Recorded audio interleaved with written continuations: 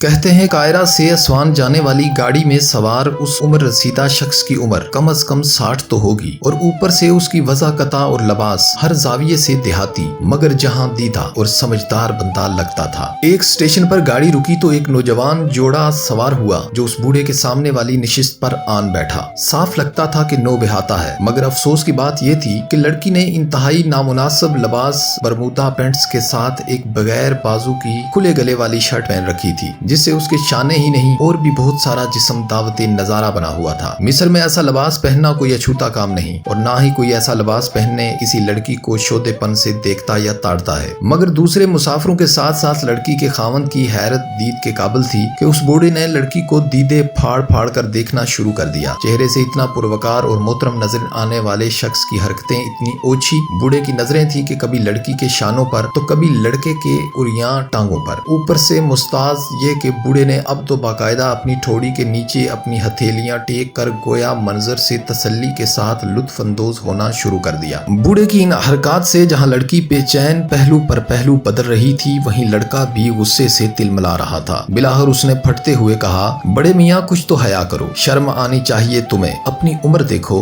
और अपनी हरकतें देखो, अपना मुंह दूसरी तरफ करो और मेरी बीवी को सुकून से बैठने दो। बूढ़े देहाती ने लड़के की बात तहम्मुल से सुनी और मतानत से जवाब दिया, लड़के मैं ना तो जवाबन तुझे ये कहना चाहता हूँ कि तू खुद कुछ शर्म व हया कर, ना ही तुझे ये कहूंगा कि तुझे अपनी बीवी को ऐसा लिबास पहनाते हुए शर्म नहीं आती। तू एक आजाद इंसान है, भले नंगा घूम और साथ अपनी बीवी को भी घुमा, लेकिन मैं तुझे एक बात जरूर कहना चाहता हूँ, क्या तूने अपनी बीवी को ऐसा लिबास इसलिए नहीं पहनाया कि हम उसे देखें? अगर तेरा मंशा ऐसा था तो फिर काहे का गुस्सा और किस बात की तिलमिलाहट? बूढ़े ने अपनी बात जारी रखते हुए कहा, देख मेरे बेटे, तेरी बीवी का जितना जिस्म ढका हुआ है उस पर तेरा हक है कि तू देख, मगर उसका जितना जिस्म खुला हुआ है उस पर हम अवाम का हक बनता है कि हम देखें। और अगर तुझे मेरा इतना करीब होकर तेरी बीवी को देखना बुरा लगा है तो मेरा नहीं, मेरी नजर का कसूर है जो कमजोर है और मुझे देखने के लिए नजदीक होना पड़ता है। बूढ़े की बातें नहीं, अच्छा दर्स था, मगर जरा हटकर। लोगों ने जान लिया था कि बूढ़ा अपना पैगाम उस जोड़े तक पहुंचा चुका है। लड़की का चेहरा